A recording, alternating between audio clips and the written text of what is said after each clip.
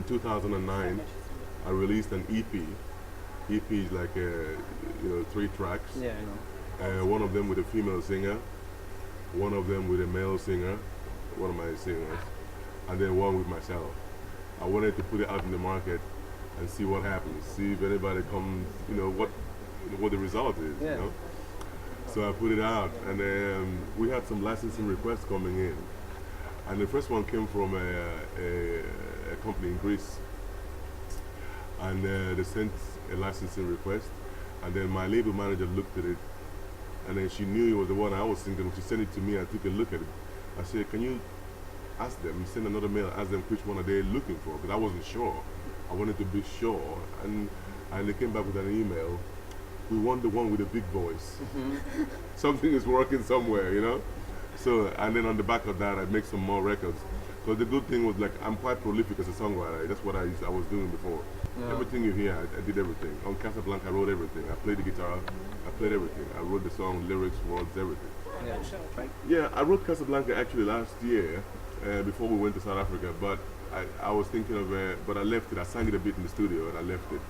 And then when we got back, I kept thinking this song, you know. And I spoke to my assistant, and I said, let me go back to it again, you know. Because it sounds quite nice. Let me try it again. And I sang it. The reason for the lyrics, the song, because when I started doing this vocals thing, you know, most of my fan base, I was looking at Facebook. You know, everybody looks at Facebook these days. You know, like it's probably the second most visited site in the world on the internet. So I was looking at the fans coming to our page, and it was all a lot of the fans were coming from Morocco. And the main city was Casablanca. Yeah, I know. So they showed me a lot of love, a lot of love. So, you know, they were supporting me all the time. You know, say, oh, no, they were, spreading the music around. You know, I'm thinking this is great. So I had an affection for Casablanca. So I wrote the song. So I turned it into like a female type of thing. You know, having affection usually with the female, you know, like the opposite sex. But in truth, it was, you know, to do with the love affair I had with Casablanca. Yeah. Yeah, just like Romania showed me a lot of love now. I've got a couple of songs about Romania. I got one for Romania, I got one for Constanta. I've got. Really? I haven't recorded it yet, but it's on my iPhone. That's where it starts.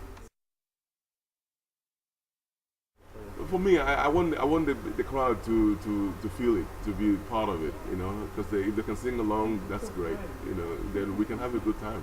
You know, it's about having, you know, spreading love. Yeah, I've got a lot of songs, and then I think we probably should release the album that I was hoping to release in South Africa, We Are One.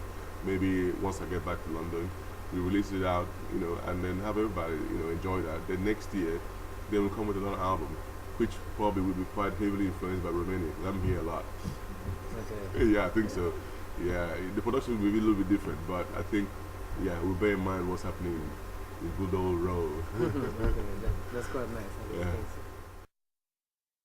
No, I think what you're saying is right. I measure success in terms of fans. Yeah. Like I'm saying, the industry's changed so much now. A lot of the record labels are finding it hard, and they're trying to find how to reinvent themselves in today's, you know. I think very soon, a lot of fans will be going, artists will go straight to fans and bypassing all the middlemen. Yeah, it's changing so much very quickly. What I'm myself, you know. I'm just unique. And that's the reason why, you know, some artists you see, like people from the industry talk about, you know, marketing, packaging, you know, gloss this, slick that, advertising that. We haven't done anything with this. Nothing. We haven't spent a single dime on marketing or promotion. Really? It's all fans.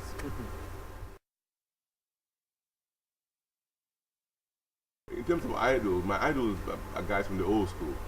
You probably wouldn't even know them. You know what I mean? I'll give you the names. You can check them out on YouTube or, YouTube. If you want, in terms of singing and performance, the guy who was my idol was the Teddy Pendergrass. Teddy Pendergrass. So if you go to YouTube, type in Teddy Pendergrass. He was an amazing singer and a performer. And then writing-wise, I've always been inspired by Kenny Gamble and Leonov. Kenny Gamble and Leonov are a duo writing team.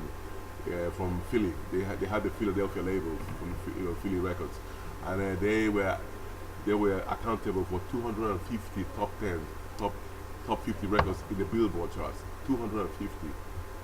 That's consistency. That's a lot. Yeah, I mean, they did stuff like Me and Mrs. Jones.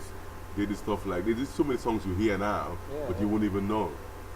You wouldn't know they did it, but they wrote so many songs. Incredible.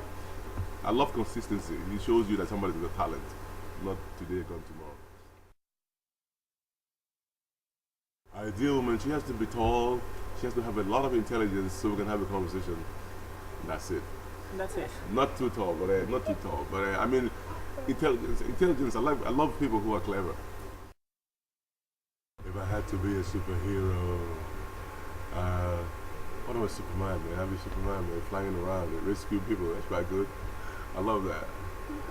It comes in through the window when you unexpected, you know. That's all. Is that one? Fantastic, man. That's good. Okay.